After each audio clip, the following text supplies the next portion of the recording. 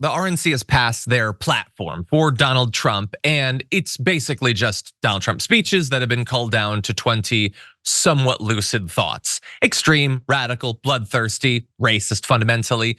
But it looks like a platform. Remember, they didn't even pass one in 2020. They didn't even pretend that he was running on anything other than I want to be president. They're at least pretending now. And so when you look at this, and I understand the text is going to be small or whatever, it's stuff like seal the border and stop the migrant invasion. They take a thing from one of his speeches, carry out the largest deportation operation in American history. Look, if you just stopped at those two, this would already be one of the wildest platforms we've ever seen. They are going to establish massive concentration camps on the border, and they are going to fill it with people, including many people who are going to be rounded up who are American citizens. And I mean just full-on American citizens that even they would agree are American citizens. And they're going to be processed and they're going to be shipped out, okay? And also they want to end birthright citizenship, which means that there are going to be millions of people who have been citizens for years, if not decades, who have literally never lived abroad. They've never been outside of the country. They're going to be rounded up, thrown in these camps, and then shipped somewhere that they don't know anyone, that they don't have citizenship or anything like that. And so that's already so wildly extreme. The video will continue in just a moment, but first I have a message for you.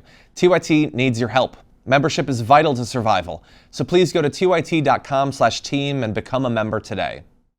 But it goes beyond that. Look, they're talking about a large tax cut for workers. And we already know exactly what that means. They're going to continue the Trump tax cuts, and we'll talk about the economic devastation and inequity that would be enacted from that.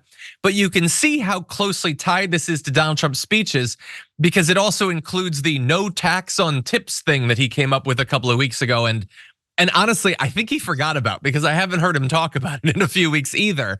And it just goes crazier and crazier from there. Yaz, does any of this matter to you? Do you think that it's going to help them draw in any potential voters? What do you think? I think it'll help them keep the voters that they already have. It is very concerning, the things that they want and the things that they say they're going to pursue if and when they get a president back into the White House. I mean, stop the migrant invasion. Really, like it's so, this whole list reads as if a child wrote it, and not even a particularly intelligent child. If you read the thing, it's very funny. The language is so hyperbolic that it like blows past irony. And it lands you somewhere between like ridiculous and just unimaginative, right? For example, and these are like quotes, it was prevent World War III.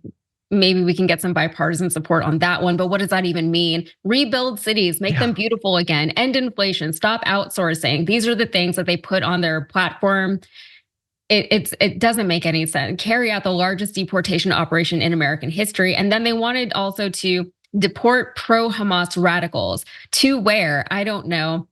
Millions of the people that they're talking about, the people that they've decided are pro-Hamas, they're just regular American people, American citizens who just don't like genocide. Where will you deport them to? I don't know. None of it makes sense. It's not very fleshed out, obviously. And the thing is, the Republican voters, especially the Trump supporting Republican voters, they're not going to demand any more specifics, right?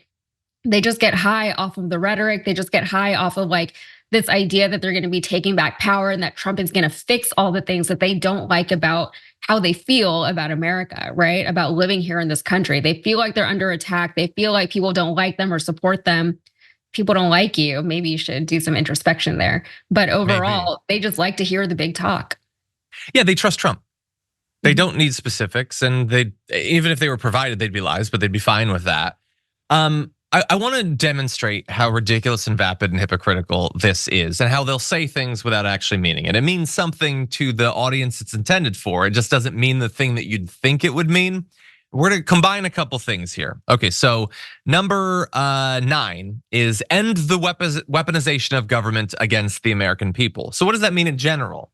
Like get the government off people's back, stop persecuting them. It doesn't mean that literally at all. If you want to have control over your body and your future, no, they're going to weaponize the government against you, and they're going to strip away your access to all sorts of medical procedures and medicines and all that. If you have a gender identity or a sexuality that they are not comfortable with, the government is going to be weaponized against you. All that means is, if you are an elected official, particularly a wealthy one, you can commit crimes in plain sight and nothing will happen to you so long as you're a Republican. That's what it actually means.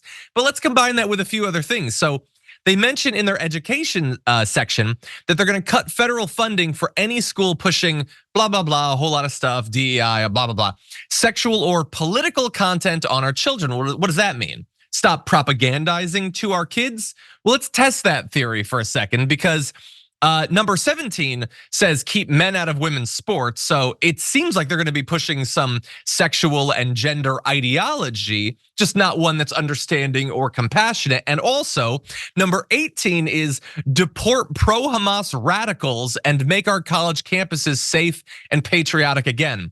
No, that does not say deport Hamas. It's pro-Hamas radicals.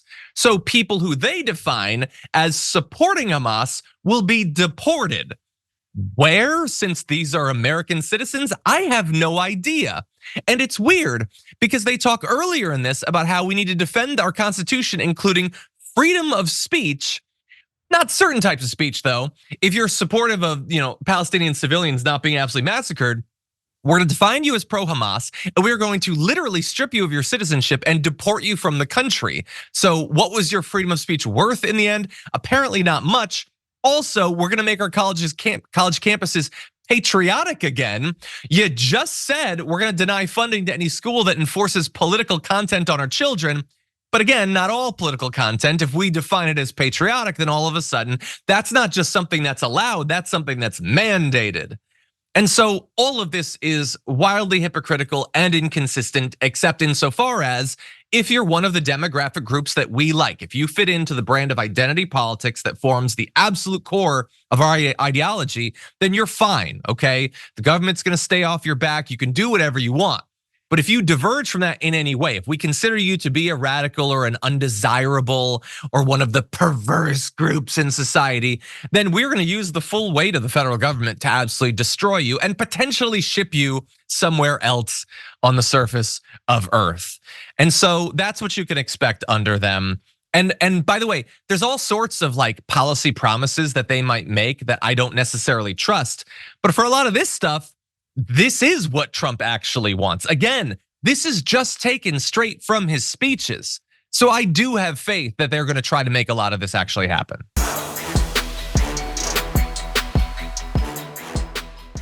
When you click the join button and become a tier 2 member, you get access to all of our weekly top 10 lists. What are you waiting for?